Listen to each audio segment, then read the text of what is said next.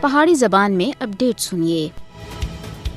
بھارت کشمیریاں کو پائی پائی دا محتاج کرنے دے واسطے انہاں دی زمیناں دے اتے قبضہ کر کے اور انہاں دی جائیداد ضبط کر کے مقبوضہ جموں کشمیر وچ اپنے آبادکار نو آبادیاتی منصوبے کو اگے بڑھا رہے ہیں۔ مودی دی ہندوتوا حکومت کشمیریاں دی آزادی دے عزم کو توڑنے دے واسطے انہاں دی جائیداداں ضبط کر رہی ہے۔ مقبوضہ جموں کشمیر وچ مختلف ہیلاں بہاناں تھیں۔ کشمیریاں دی جائیداد ضبط کرنا ہر دیہڑے دا وتیرہ بن گیا ہے۔ اس سلسلے دی تازہ ترین کاروائی وچ مودی حکومت سن پلوامہ ضلع وچ 8 جائیداداں حال ہی وچ ضبط کر کے دیا ہیں۔ مقبوضہ علاقے وچ آزادی کشمیر دے حامی کارکناں اور تنظیماں دی کروڑاں مالیت دی جائیداد پہنے تھیں بھارتی حکام سن اپنے قبضے وچ کر کے دیا ہیں۔ کشمیریاں دی املاک دی ضبطی دا ایک مقصد ہے کہ انہاں کو تحریک آزادی کشمیر نے دور رکھیا جلے۔